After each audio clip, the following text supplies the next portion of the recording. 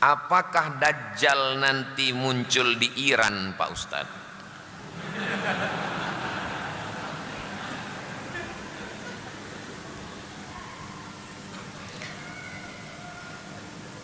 Dajjal itu nanti akan dibunuh oleh Nabi Isa.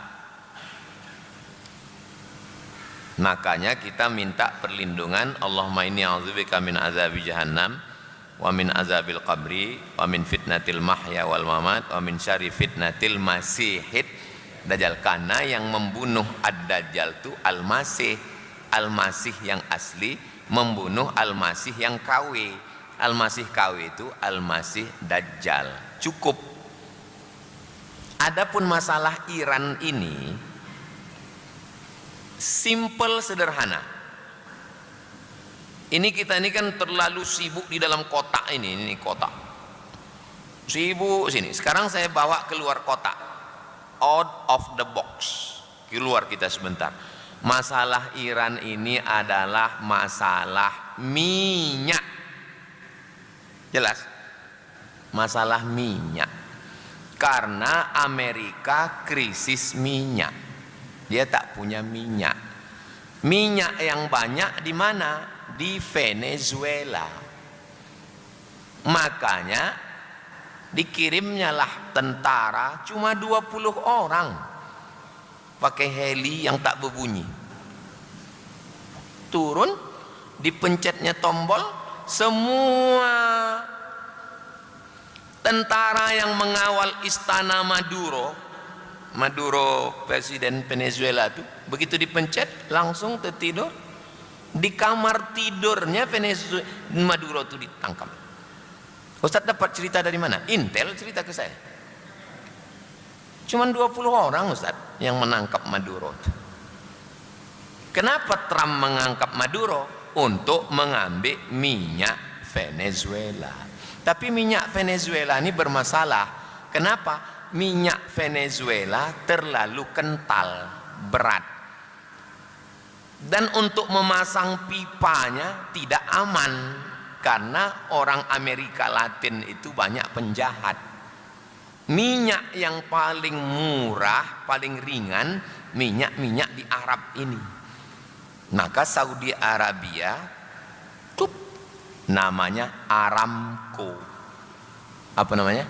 Aramco. Aramco itu singkatan dari Arab Amerika Corporate. Aramco, Arab Amerika. Saudi, Kuwait, Dubai. Ada satu yang melawan. Namanya Saddam. Saddam melawan. Macam mana cara menggulingkan Saddam? Dibilanglah Saddam punya senjata pemusnah massal. Sampai sekarang tak ada senjata pemusnah massal. Mati Saddam, muncul pemusnah massal COVID-19. Tak ada pemusnah massal. Ini rebutan minyak ini ceritanya. Belanda datang ke Indonesia mencari rempah-rempah. Awak pun terbodoh. Jauh-jauh naik kapal laut dari Eropa ke sini nyari rempah, kata dia. Rempah apa? Mereka ke sini nyari minyak, emas, nikel, batu bara. Betul memang nyari rempah-rempah itu di atas. Yang mau dikeruknya itu Chevron, Caltech, sekarang udah balik ke Pertamina. Ini ceritanya rebutan minyak ini sekarang. Jadi sebetulnya cerita itu sederhana. Bukan saya menafikan tentang Dajjal, betul. Tapi keluar sedikit dari Dajjal nih. Ini minyak bro. Kalau digulingkan Ayatullah Khamenei, penggantinya sudah siap. Siapa dia? Anak dari yang digulingkan Khomeini tahun 7980 dulu. Reza Pahlavi. Reza Pahlavi kan digulingkan. Nah anaknya dipelihara Amerika. Udah tua sekarang. Udah siap dia nih. Nanti kalau digulingkan ini Khamenei, tumbang Iran, mau baliklah wak ini yang udah tak tahan mau balik kampung ini. Menurut Trump 4 hari selesai ini. Kan janji dia 4 hari. Saya jumpa sama jenderal, ya. Menurut strategi perang, jenderal kan bisa melihat ini. Bagaimana jenderal melihat ini? Iran itu tidak bisa dikalahkan, Pak Ustadz. Kenapa? Karena dia berperang melawan Irak 8 tahun. Jadi mereka hobinya berperang. 8 tahun berperang melawan Saddam. Dan ketika 4 hari tak selesai, maka Amerika minta gencatan senjata. Karena Amerika minta gencatan senjata. Dia yang memulai, dia pula yang mengakhiri. Jadi ini adalah rebutan minyak. Kenapa Rusia membela Iran? Kenapa Cina membela Iran? Apakah mereka Syiah? Tidak. Paham? Xi Jinping membela Iran, Putin membela Iran karena minyak mereka dari Iran. Kuncinya ini adalah masalah minyak. Gak usah terlalu ribet memikirkan Dajjal itu nih. Minyak, kok minyak. Waktu Jepang dihantam oleh Amerika, maka Jepang ke pulau yang ada di situ cuma sushi, ikan. Sedangkan dia punya produsen mobil, minyaknya tak ada. Maka Jepang mencari minyak, datanglah mereka kemari. Ngapain Jepang jauh-jauh kemari? Minyak. Jelas? Sederhana ini, simple, rebutan minyak. Oke, kalau memang Ustadz bilang minyak, Venezuela ditumbangkan presidennya, Iran mau ditumbangkan, Irak Saddam Hussein ditumbangkan, kemudian Libya Muammar Gaddafi ditumbangkan. Indonesia kenapa tak ditumbangkan? Karena Indonesia tak perlu ditumbangkan pun dikasihnya minyaknya. Ambil lah, ambil. Jelas? Saddam tak mau, setetes kalian tak akan kukasih, kata Saddam. Kita enggak. Berapa ratus tahun Caltech Chevron mengisap minyak kita. Anak sakai di atas pipa. Gambar anak sakai berjalan di atas pipa. Di dalam pipa itu minyak hitam, emas hitam, black gold. Anak sakai tak bercelana di atas pipa, untuk menggambarkan bagaimana minyak Riau disedot. Dan Riau tak dapat apa-apa. APBN Indonesia ini 3.000. Berapakah APBN?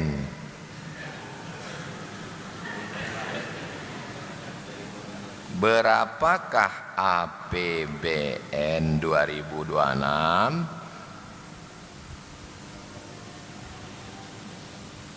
APBN lain beritanya sekarang. 3.000 sekian APBN, 1.000-nya dari Riau. Dikumpulkan dari Sabang sampai Papua itu APBN nih 3.000 sekian, 1.000-nya dari Riau. Artinya apa? Negara ini sepertiga duit belanja negara ini dari Riau. Hebatnya Riau. Tak usah ceritakan, sakit hati kita. Sedang terjadi fenomena di mana anak muda sekarang sulit sahur hingga dini hari dan menyebabkannya mengantuk dan tidur di pagi hari. Bagaimana pandangan Islam tersebut. Fenomena di mana anak muda sekarang sulit tidur sehingga begadang, tak bisa tidur, akhirnya begadang, main game online, makan cepat saji, fast food, kemudian minum kaleng, gitu terus setiap malam. Begadang, main game, cepat saji, fast food, kirim, datang, terus minum kaleng. Itu dia mau cepat ke alam barzakh. Kanker, gula, jantung, cepat.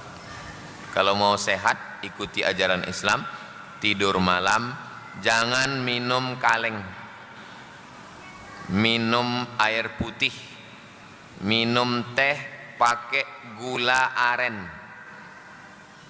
Saya kalau di rumah hari Selasa, hari Rabu, hari Kamis minum teh pakai gula merah, gula aren.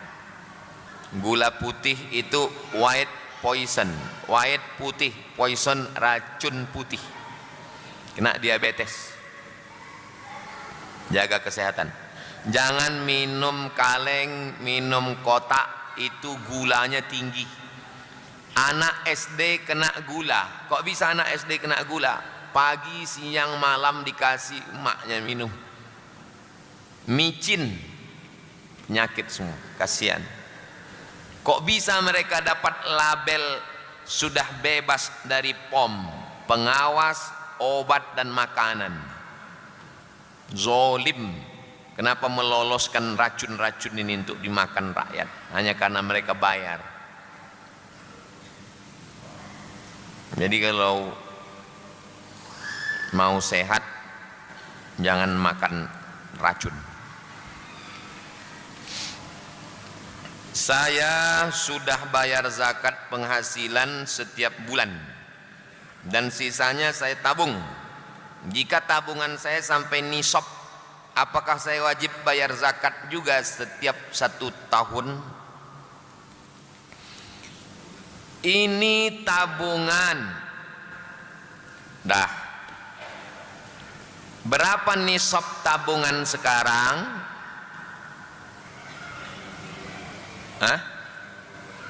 92 juta. 92 juta tabungan, keluar zakatnya 2,5%. Keluar zakatnya 2,5%. Berapa 92 juta tadi ya? Dari Basnas 92 juta. Tabungan Bapak baru sekarang 80 juta. Belum. Berapa tabungan Bapak sekarang? 90. Belum. 92. Ambang batas 92. Sudah kena. Tapi baru wajib dikeluarkan kalau kena 1 haul. 1 haul setahun. Catat. Kapan dia 92 juta? 92 juta tanggal 10 Maret. Kebetulan ini balik iktikaf pas 92 juta. Memang Lailatul Qadar tadi malam Pak Ustaz. Kenapa? Balik iktikaf pas 92 juta. Catat. Duit aku mencapai nisab tanggal 21 Ramadan. Dah. Kapan baru wajib dikeluarkan zakatnya? 21 Ramadan tahun 1448 baru keluar. Saya ajari bagaimana caranya supaya tak berzakat. Gini caranya. Berapa duit Bapak? 90 juta. Belum. Tapi bulan muka 92 Pak Ustadz. Belikan ke tanah. Ada tanah kaplingan di situ. Berapa harga tanah kaplingan? 70 juta. Dah 90 potong 70 tinggal 20. Kau tak berzakat. Duit aku 20. Dah naik lagi, naik. Udah 80. Ini bulan muka nih 92 nih. Belikan ke motor. Bisa seumur hidup tak berzakat. Itulah maka orang jangan hanya ngaji fikih saja. Kalau ngaji fikih otaknya main. Ngaji itu 3. Fikih, akidah, akhlak. Fikih, akidah, akhlak. Kalau hanya ngaji fikih nanti jahat dia. Akidah, sifat 20, wujud kidam bako. Apakah saya wajib bayar zakat juga setiap 1 tahunnya Pak Ustadz? Dapat duit bulan ini 10 juta, keluar 2,5%. Dah. Dapat duit ini 10 juta, keluar 2,5%. Dapat duit 10 juta, keluar 2,5%. Duit yang dapat tadi itu tidak lagi dizakati karena sudah dikeluarkan zakatnya duluan untuk 1 tahun. Jelas? Untuk setahun udah. Maka punya 2 tabungan. 1 tabungan untuk gaji yang udah dikeluarkan, 1 tabungan untuk yang belum dikeluarkan. Nggak apa-apa punya 2 nomor. Jangankan 2 nomor, 2 yang lain aja boleh. Boleh 2 nomor. Nah, ini tabungan untuk yang sudah dikeluarkan zakatnya. Ini untuk yang belum dikeluarkan zakatnya. Mesti begitu, jangan dicampur, nanti bingung sendiri. Mohon penjelasan mengenai zakat emas perhiasan dan emas batangan. Zakat perhiasan ibu. Ibu yang punya cincin, gelang, anting, subang, rantai, gelang kaki, kerincing-kerincing, maka cara mengeluarkan zakatnya 2. 1, dikumpulkan semua gelang, cincin, rantai, anting, subang, kumpulkan semua, timbang, keluarkan zakatnya sekali seumur hidup. Cincin, rantai, subang, anting, gelang berapa? 1 on. 1 on berarti 100 gram. 1 gram sekarang 3 juta. 100 gram berarti 300 juta. 300 juta keluar 2,5% berarti 7,5 juta. Keluarkan 7,5 juta. Ini zakat perhiasan saya seumur hidup sekali. Ini cara yang pertama. Cara yang kedua, pakai nisab. Nisab perhiasan emas, nisabnya 200 keping. 200 keping uang dinar. Sekeping uang dinar beratnya 4,25 gram kali 200 keping sama dengan 850 gram. Ibu kumpulkan semua gelang, rantai, cincin ibu, ditimbang sekilo. Sekilo berarti 1000 gram. Kali 3 juta berarti 3 miliar. Berarti ibu keluarkan zakatnya 2,5%. 1 miliar 25 juta. 3 miliar 75 juta. Udah jelas? Kalau emas ibu di atas 850 gram pakai cara ini. Tapi kalau emas ibu di bawah 850 gram pakai cara ini. Jelas? Dari angguknya tak jelas ini? Jelas kan? Nah, udah. Ini untuk perhiasan ibu. Kalau bapak punya gelang, punya cincin, punya emas, punya anting, itu bukan perhiasan. Karena yang punya perhiasan itu perempuan. Jadi bapak-bapak yang punya gelang, cincin, emas, anting itu adalah tergolong emas batangan. Emas batangan nisabnya 85 gram. Setiap 85 gram zakatnya 2,5%. Bapak punya cincin, gelang, anting, subang, tak pernah dipakai. Waktu beli ada duit beli, ada duit beli. Ada anak muda, setiap ada duit beli cincin, beli gelang. Rencana menikah belum dapat, tapi udah terkumpul 100 gram, sudah kena nisab. 100 gram kali 3 juta berarti 300 juta. Keluarkan zakatnya 2,5%, 7,5 juta. Jelas? Katanya ada emas yang tak ada zakatnya, emas paino, emas selamat, itu tak ada zakat. Itu tentang zakat emas. Minta tolong ambilkan. Yang ini mengatakan zakat fitrah itu 2,5 kilo. Yang ini mengatakan 2,7 kilo on. Yang ini mengatakan 3 kilo. Poneng kepala kami Pak Ustad.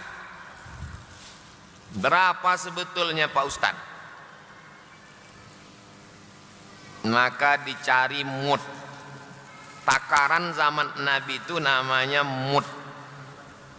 Setelah dicari-cari mud yang ada di perpustakaan, yang ada di museum-museum, akhirnya ditemukanlah mud itu sebesar ini. Saya dapat hadiah ini dari Syekh Muhammad Jabir, adik Syekh Ali Jabir. Ini replikanya, yang aslinya di museum. Sebesar inilah mud zaman Nabi itu. Diisi beras penuh. Masukkan ke tapak tangan, kafain, tumpah pula.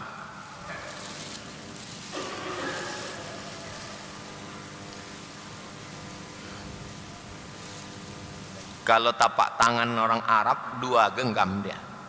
Ini karena ketek. Kalau tapak tangan orang zaman Nabi itu kena penuh. Bawa kecil. Nah. Biarkan dia membumbung, jangan diratakan. Yang meratakan itu tukang jual boe. Awak jangan hitung-hitung, biarkan dia membumbung berlebih. Ini 1 mud. Perempuan yang tak bisa puasa karena tua renta, maka dia 1 hari minimal membayar ke fakir miskin 1 mud. Sebesar apa 1 mud? Seginilah 1 mud. Kalau zakat 4 mud. 1 mud. Dah. 4 mud.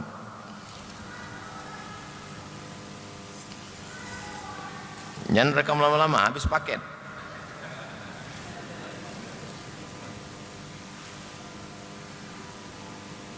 Dua mud.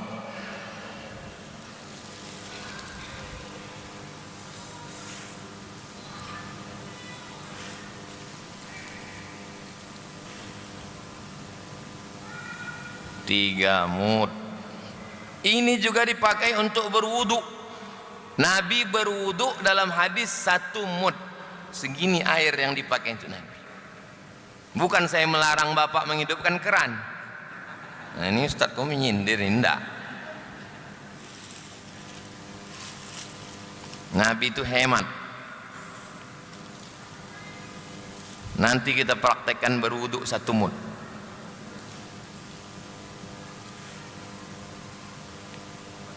4 mud. Timbanglah 4 mud nih berapa kilo. Itulah ada zakat fitrah. Ada mau timbangan? Nah, timbang. Itulah. Kalau nanti hasilnya 2,5, berarti itu 2,5. Kalau hasilnya, maka tak bisa pakai timbang. Karena kalau diisikan ke sini beras, beda beratnya. Kurma, beda lagi. Karena zakat itu 4. Yang pertama kurma, yang kedua gandum, yang ketiga kismis, yang keempat susu kambing yang dijemur, mentega. Zakat fitrah zaman Nabi cuma 4. Yang pertama gandum, yang kedua kurma, yang ketiga kismis, yang keempat susu kambing yang dijemur, mentega. Maka kalau dipakai definisi, kalau tidak dibuat Nabi bid'ah, maka berzakat pakai beras ini bid'ah. Karena Nabi tak pernah berzakat pakai beras. Carilah hadisnya kalau ada berzakat pakai beras. Dan Nabi tak pernah makan nasi, maka makan nasi itu bid'ah. Kunyahlah kurma itu.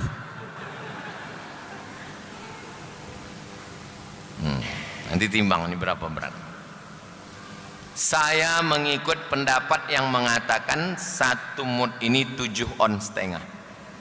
Jadi kalau 7,5 on 1 mud, 4 mud berarti 3 kilo. Saya balik ke Pekanbaru nih bulan Ramadan 2008. Sampai sekarang 2026, udah 18 tahun, saya pakai pendapat 1 sok 4 mut 3 kilo.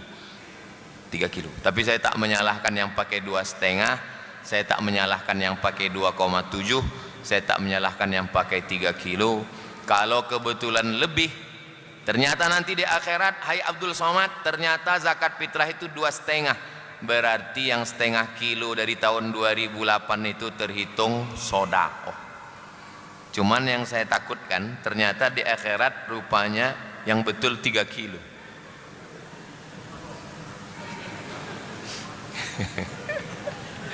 Menakut-nakuti Ustaz kok.